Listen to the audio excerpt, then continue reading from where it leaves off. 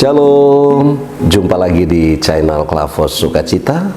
Kita akan membaca dan merenungkan kebenaran firman Tuhan.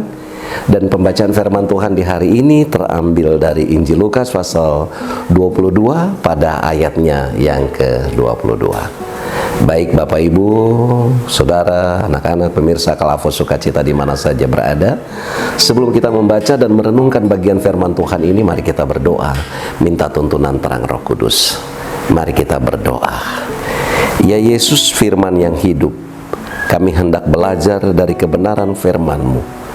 Biarlah Roh-Mu yang kudus menguasai hati dan kehidupan kami, agar firman-Mu tidak lalu dari pendengaran kami, mengambil tempat di dalam hati dan kehidupan kami, dan Roh-Mu yang kudus menuntun kami untuk memberlakukannya.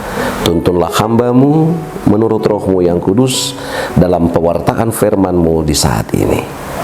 Amin. Baik Bapak Ibu Saudara, pemirsa Klavos Sukacita di mana saja berada, saya akan membacakan bagian firman Tuhan ini bagi kita sekalian.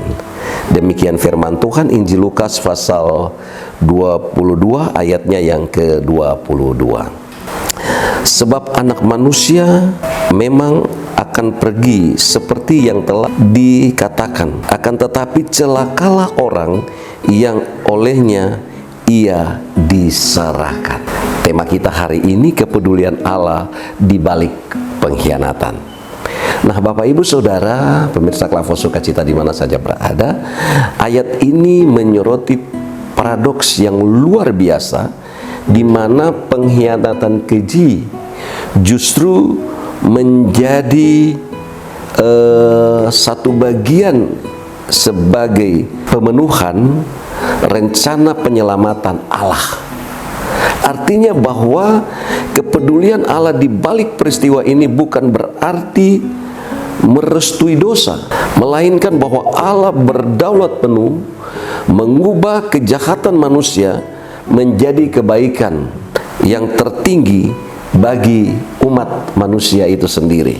Nah Bapak Ibu Saudara, ada 4 hal penting dari bagian ayat ini, yakni yang pertama, kita belajar bagaimana melihat kedaulatan Allah atas penderitaan, di mana pengkhianatan Yudas tidak menggagalkan misi Yesus, melainkan justru menggenapinya. Ungkapan sesuai dengan yang telah ditetapkan artinya menunjukkan bahwa Yesus tidak menjadi korban dari keadaan, melainkan sedang mentaati rencana Allah yang kekal, di mana di sini Allah peduli pada keselamatan manusia, sehingga Ia mengizinkan jalan salib itu terjadi dan harus berjalan demi keselamatan Bapak Ibu Saudara, anak-anak dan saya.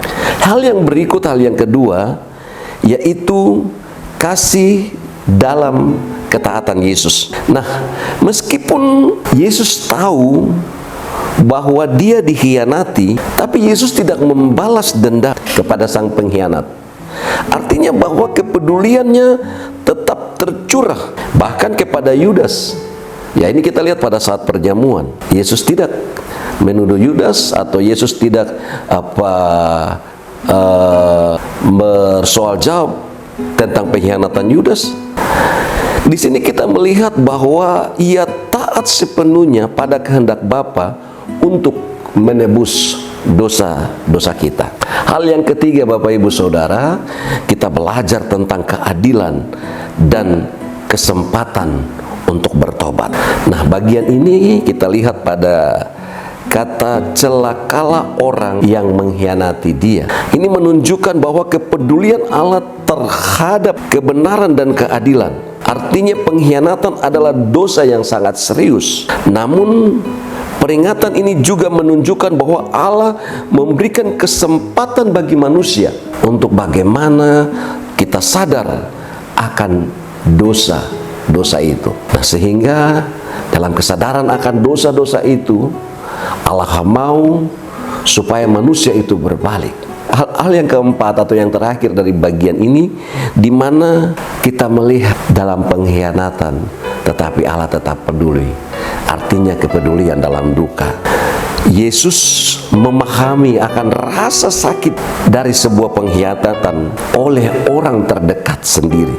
Dalam pengkhianatan itu Allah hadir untuk memberikan kekuatan, untuk melepaskan pengampunan, bukan dendam. Sehingga segala beban-beban yang harus Yesus hadapi, Yesus tetap menjalaninya. Karena disitulah pengampunan yang sesungguhnya bagi manusia dikerjakan oleh Allah di dalam Kristus Yesus. Bagi manusia, bagi Bapak Ibu, Saudara, anak-anak dan saya, pemirsa Klavos Sukacita. Sehingga lewat semuanya itu, Bapak Ibu, Saudara dan saya, kita mendapat pengampunan dari Tuhan. Sehingga Bapak Ibu Saudara, secara keseluruhan dari bagian ayat ini, Lukas 22 ayat 22, mengajar bahwa Allah mampu memakai situasi yang terburuk sekalipun, bahkan pengkhianatan, untuk menunjukkan bahwa kasih-Nya kepada manusia itu sangat besar, yaitu salib Kristus yang membawa keselamatan bagi Bapak Ibu, Saudara dan saya. Tuhan memberkati kita dengan firman-Nya. Mari kita berdoa.